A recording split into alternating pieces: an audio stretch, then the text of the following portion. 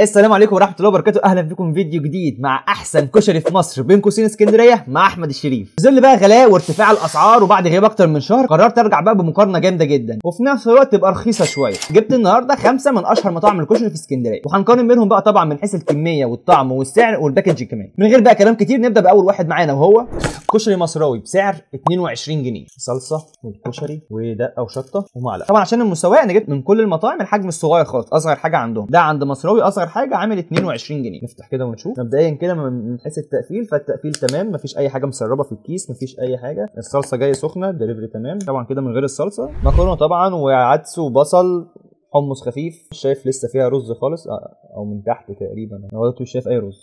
انا ما بعرفش افتح الكياس دي، بتبقى حوسه سودا بقى، فانا ممكن نستعين بالمقص من عندنا. هي لا استواني، هي ممكن تتفك الحمد لله، العقده ممكن تتفك. والله كميه صلصه محترمه. يعني مبدئيا كده كميه الصلصه بالنسبه للعلبه لا حلو قوي. نقلب بقى تقليبه كده عشان انا ما كنتش لاقي الرز، جايز لما نقلب نلاقي المكونات كلها مع بعض. الميزه بقى في حلقه النهارده في اللي هي ايه بقى، ان انا ولا واحد من الخمس مطاعم دول رغم ان هم مشاهير قوي جربته قبل كده. يعني انا في مطاعم كتيره مشهوره وعارفها كويس وجربتها بدل المره 10 و20، بس ولا مطعم من اللي انا جايبه النهارده دول انا جربته قبل. انا بصراحه بحب الدقه فانا هحط شويه دقه وماليش في الشطه قوي. كده اول معلقه ونقول بسم الله. حلو طعم الدقه جامد قوي. معلقه من غير الدقه. طيب مبدئيا كده كحجم كده بالنسبه لاصغر علبه تعتبر لا مش صغيره قوي، حلوه في المتوسط يعني. كسعرها طبعا 22 جنيه تعتبر ان هو كبراند يعني كشري مش وحش برده، حلوه. الباكج بتاعه جميل جدا، الطعم بتاعه حلو قوي، انا عجبني. وبس العيب الوحيد ان الرز فيه يكاد يكون مش موجود على طفيف خالص، ضعيف جدا. طعم الصلصه وطعم الدقه بتاعته حلوه جدا، ما فيش كلام يتقال، حلو كده. وهيبان بقى ايه مع اللي جاي. يعني هو كده بالنسبه لي حلو قوي. شوف بقى اللي جاي لو في حاجه احسن منه ولا لا. نروح بقى اللي بعده ونشوفه عامل ازاي. كشري ستريت بسعر 30 جنيه، علبه اكبر شويه. في الصلصه تقريبا نفس علبه الخل والشطه تقريبا، لا معلقه هنا احسن شويه. طبعا الطبق ده اصغر حاجه عند كشري ستريت ب 30 جنيه. حجما انا حاسه اكبر شويه طبعا من التاني، يعني ممكن تقول ان فرق السعر ده متعوض في الحجم شويه، مفيش مشكله. طبعا من قبل ما نتكلم كده باين هنا ان حجم البصل او الورد زي ما بيقولوا كده كتير قوي وحلو، وكميه الكشري برده من تحت حلوه. باين هنا اهو من غير ما اتكلم على طول الرز طالع معايا. هنا بقى الصلصه شكلها اخف وافتح شويه من بتاعه مصراوي. انا بالنسبه لي الصلصه دي هي اهم حاجه في الكشري، ما اعرفش بقى هنا الدنيا هتبقى فيها ايه. يا رب اتفتح معايا بسهوله. الحمد لله اتفتحت بسهوله. حوست الدنيا اكيد. ايه كل ده؟ هو يعني وسط الدنيا، بس الحمد لله ليسناها. حط برضو شويه الدقه.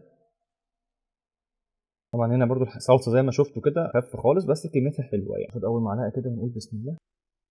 بصوا هو ما نقدرش نقول ان هو وحش، هو حلو برضو ما فيهوش اي حاجه، بس لا بالمقارنه مع المصراوي لا، المصراوي طبعا احسن بكتير بسبب الصلصه. الصلصه في مصراوي اتقل واحلى بكتير، مخليها طعم الكشري حلو جدا بتوابل كده وبنكهات جميله جدا. هنا انا اكتر حاجه عجباني فيه البصل بتاعه انه كتير، وان فيه رز شويه مع مكرونه، فمدي طعم ميكس الكشري اللي احنا كلنا عارفينه، مش مكرونه بس زي بتاعه مصراوي. فلا بالنسبه لده كده او كده لا، مصراوي طبعا يبقى احسن من ده بكتير كسعر وكطعم بصراحه. الباكنج واحد، الاثنين زي بعض بالظبط. نروح بقى اللي بعده ونشوف ايه الدنيا. ثالث واحد معانا بقى كشري الزعيم عمرو وعماد، عشان ممكن تلاقي اسماء زعيم كتير. جايب معاه بقى الاكياس القديمه اهي، دي غالبا الصلصه والشطه والدقه ومعلقه خضراء، ومش علبه بقى زي الثانيه العلبه عاديه، لا علبه سيلفر. نفتح كده الكشري. طبعا هو كده مقارنه بالحجم فده طبعا اصغرهم جدا يعني، ده غيور خالص يعني. بص هو قطر صغير مش كبير، وكعمق مفيش يعني. معلقه هي جايبه اخر، حتى برده كحجم الصلصه صغيره جدا. واعتقد دي انا مش هعرف افتحها، ما متقرطه جامد، مش هعرف افتحها. هنا الصلصه هي شكلها تقيله شويه زي بتاعه مصراوي، ان شاء الله تطلع احسن. نعصرها لاخر قطره. سرسوب الدقه بتاعتنا ونقلب. طبعا هنا برضو الرز باين اهو، المكونات كلها موجوده. يعني هو لو كان زود بتاع مصراوي ده شويه رز كان يبقى رقم واحد بصراحه. العلبه بصراحه دي مش احسن حاجه، التغليف كده والحاجات دي عند السيد الزعيم اقل حاجه. ندوق بقى الطعم ونشوف كده، نقول بسم الله. لا ما مش احسن حاجه خالص. طعم الصلصه طعمها تقيل وكل حاجه، بس ما فيهاش طعم خالص. طعم المكونات نفسها بتعض كده جامد، ومش ما فيهاش اي طعم حلو يعني او مميز او نكهه عاليه. المكونات نفسها اقل بكتير من اللي كان قبليه، فلا ده كده مش احسن حاجه، وما اعتقدش ممكن نلاقي حاجه اقل من كده. هيبان برده مع المقارنه، ما نسبقش بالاثنين التانيين. بس تمام، نروح بقى للي بعده ونشوفه عامل ازاي. كشري الافندي بسعر 30 جنيه. هنا بقى مش جايب صلصه، هنا بقى علبه كبيره جدا، فجايب الصلصه جوه. الفكره بقى ان انا بعد ما راجعت الاسعار اكتشفت ان ده مش الحجم الصغير عنده، ان هو عنده احجام اصغر من كده بس ما كانتش متوفره عنده العلب في المحل او كده، فانا سالته اصغر حاجه قال لي 30 جنيه. فده ممكن ما يكونش اصغر حجم عنده، وممكن يكون عنده احجام اصغر من كده، بس الرينج بتاعه في متناول الحلقه فمش هنعتبره زيهم بالظبط. طبعا الحجم يعتبر قريب شويه من بتاع كشري ستريت، حجمه مش صغير، حلو جدا، طبعا اكبر بكتير طبعا من الزعيم، واكبر شويه من بتاع مصراوي. فكره ان الصلصه جوه دي انا بحبها ولا لا؟ انا بحس ان هي ما بحبهاش قوي، بحبها بره وانا احطها بس خلاص يعني مش مشكله. طبعا انا الشطه دي شكلها صعبه جدا، نركنها على جنب. قليل من الدقه.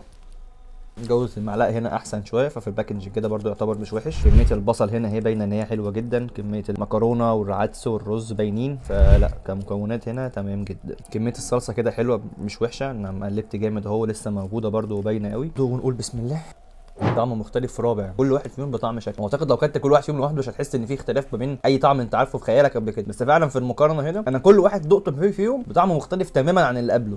طعمه تحفه جدا بصراحه. كميه او تنوع المكونات الطبيعيه اللي موجوده في الكشري موجوده. طعم الصلصه بتاعته حلو قوي قوي، كميتها حلوه جدا. طعم البصل بتاعه جميل جدا، يعني مقرمش كده، وفي نفس الوقت في نكهه البصل اللي المفروض مضايقها، مش حاجه بتقرمش كده وخلاص زي معظم المحلات كده، لا انا عجبني جدا ولا ممكن اجيبه تاني بصراحه. لحد دلوقتي كده الحلقه بدات تعلى ثاني بعد ما بدات تنزل، نروح بقى لاخر واحد كده ونشوفه عامل ازاي، وبعدين نقول لكم بقى مين الاحسن. اخر واحد معانا بقى هو كشري على السخن بسعر 25 جنيه. جايب معاه بقى دقه كده في باكج مختلف اخيرا اهو، صلصه وشطه وعلبه الكشري ومعلقه، انضف معلقه فيهم كلهم. كده مبدئيا بالنسبه للباكج احسن باكج على السخن.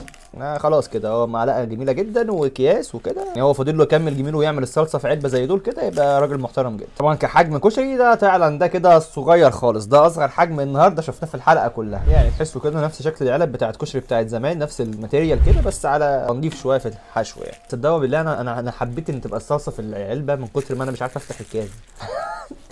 طبعا الصلصه دي بردت شويه عبال ما التوصيل واخر واحد صورنا وكده، فاتمنى انه يعني طعمها ما يبقاش غير في التجربه يعني. كميه الصلصه معقوله بالنسبه للعلبه، تمام كده الحمد لله ان مفيش واحد فيهم جايب كميه صلصه قليله، باستثناء ممكن برضو الزعيم شويه. نقلب ندوق كده ونقول بسم الله. بصراحه طعمه حلو جدا. كميه الصلصه مع العدس والبصل منهم يعتبر من اكتر الحاجات اللي بتدي نكهه في الكشري، موجودين وحلوين جدا. كتار كده تحسوا انهم متوصي بيك بصراحه، انا عجبني جدا. طعم الدقه بتاعته برده طعمها حلو قوي، فلا ده كده يعتبر برده جه على شويه مع مصراوي ومع افندي. ماشي نختم بقى كده ونشوف مين الاحسن. طبعا بالنسبه للاسعار بالنسبه لكله مش هيبقى فيه اختلاف كتير، ان اللي كان سعره عالي شويه كان حجمه كبير شويه، فبالنسبه للاسعار هنبقى مفيش مقارنه، فروق طفيفه جدا بين كل بعض.